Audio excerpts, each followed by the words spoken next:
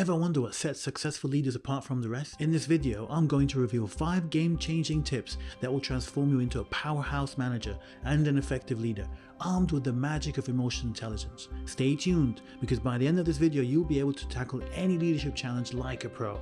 But wait, there's more. I'm going to spice things up with real-life success stories, practical strategies, and a few surprises along the way. So if you're ready to boost your management game, hit that like button, subscribe, and let's dive in.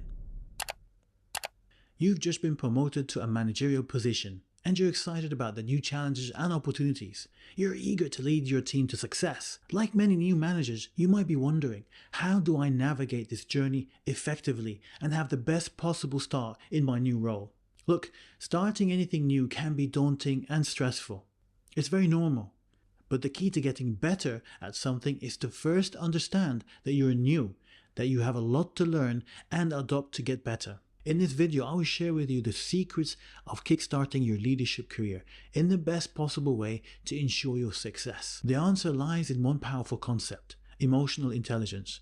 It's a secret sauce that can make the difference between an average manager and a phenomenal leader. We're going to explore the 5 tips that will set you on the path to mastering emotional intelligence in management. At the end, you will have the confidence and practical knowledge to navigate the challenges you will face as you embark on your leadership journey. First, self-awareness.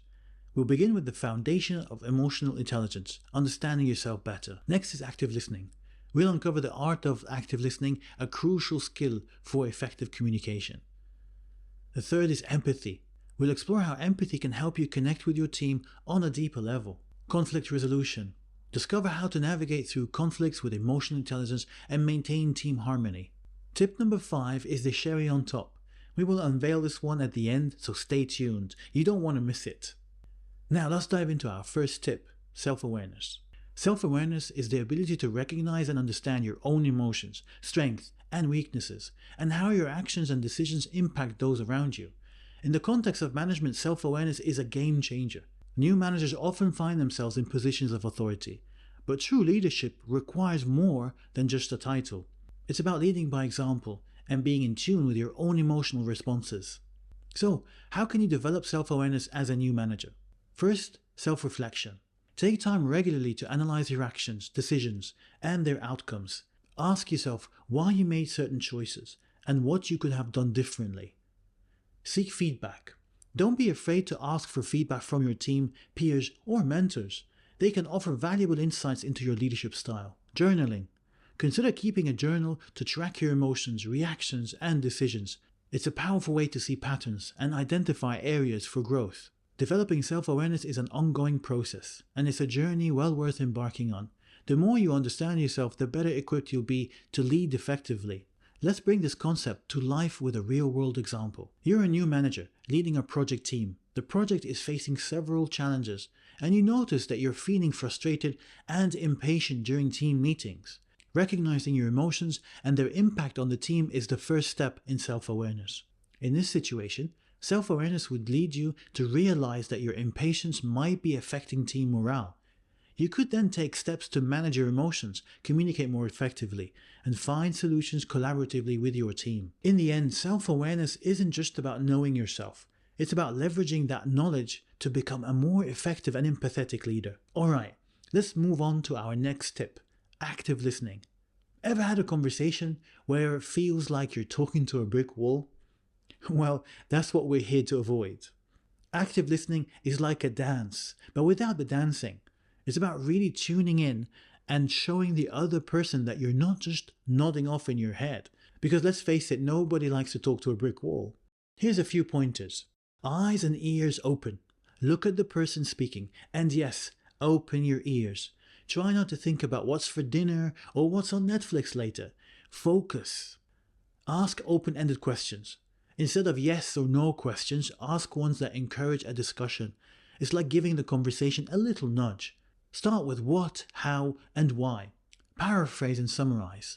Repeat back what you heard. It's like saying, "I'm with you, I'm tracking."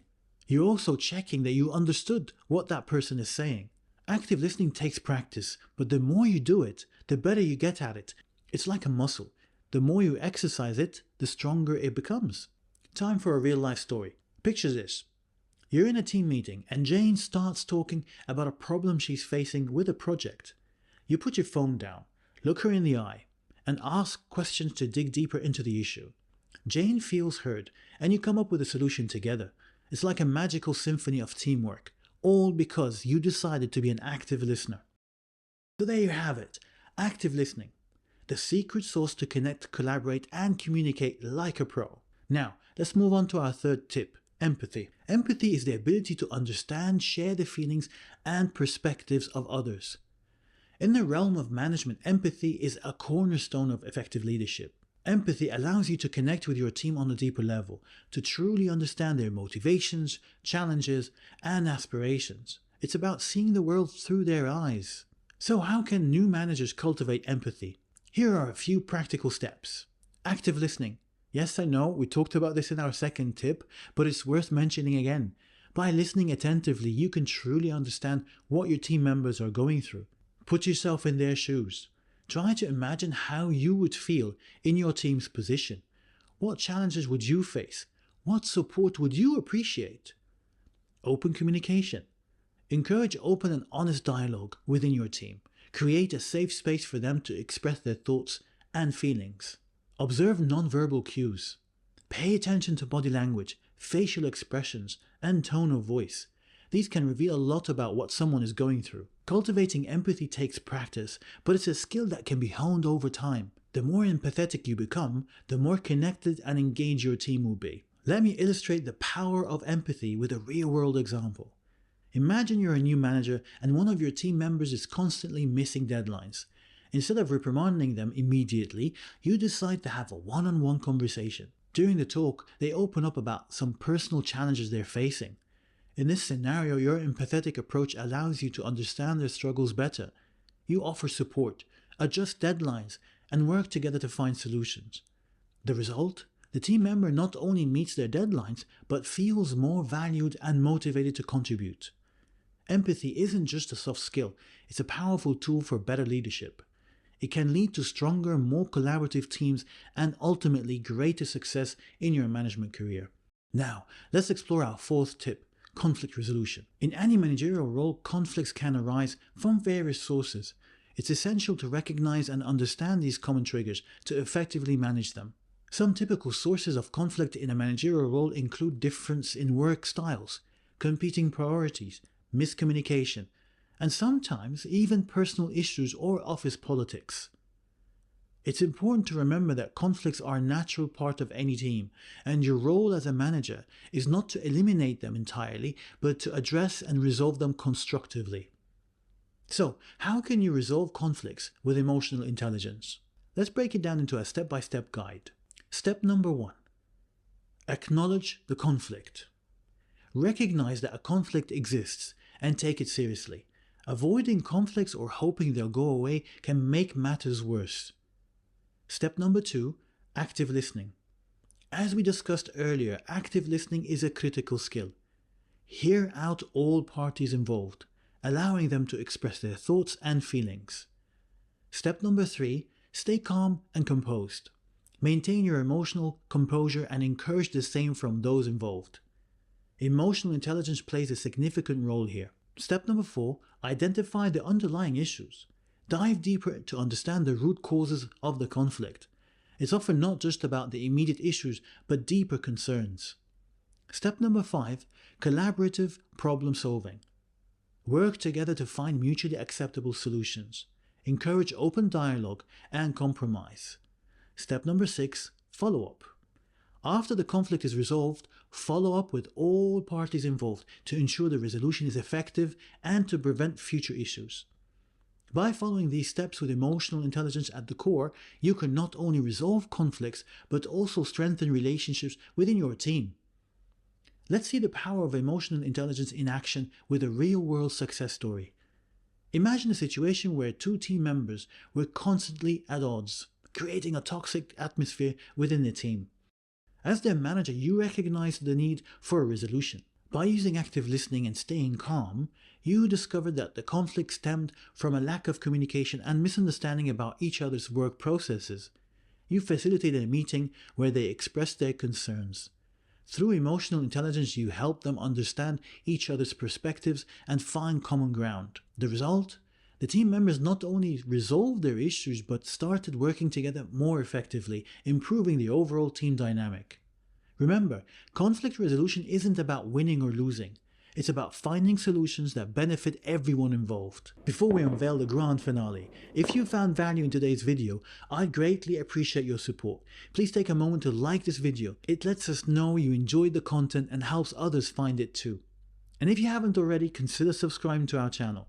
By doing so, you'll stay updated on our latest content, including more tips on leadership and self-mastery. If you're eager to delve deeper into the world of emotional intelligence and management, we have a wealth of resources waiting for you. Consider checking out the link in the description below for further resources and content for you that will help you on your journey of continuous growth and development. Welcome to the cherry on top of our journey through emotional intelligence in management. Tip number 5.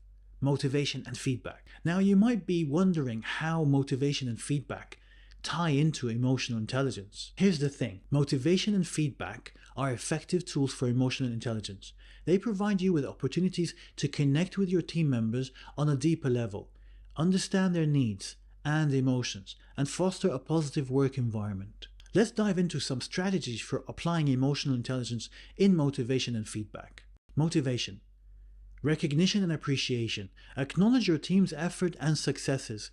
This simple act can boost motivation and morale. Setting clear goals. Help your team understand their roles and responsibilities and how they can contribute to the overall success of the project or organization. Tailored motivation. Recognize that each team member may be motivated by different factors. Get to know their individual preferences and adjust your approach accordingly. Feedback. The feedback sandwich. When delivering constructive feedback, start with something positive. Provide the critique and then finish with another positive note. Be specific. When addressing issues, provide specific examples and actionable suggestions for improvement. Timely feedback. Don't let issues fester.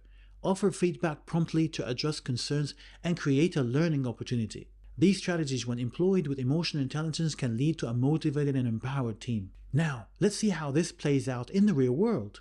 I'll share an example of motivating employees and giving feedback effectively.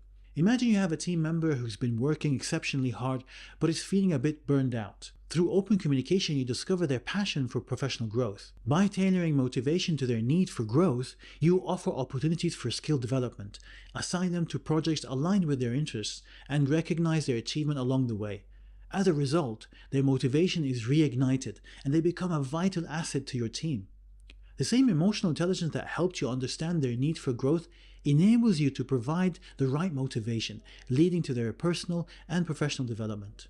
With these strategies and examples in mind, you can create a workplace where motivation flourishes and constructive feedback leads to continuous improvement. We've reached the final stretch of our journey through the realm of emotional intelligence in management. It's time to sum it all up. Let's quickly recap the 5 tips that can set you on the path of becoming an exceptional manager equipped with emotional intelligence. Self-awareness.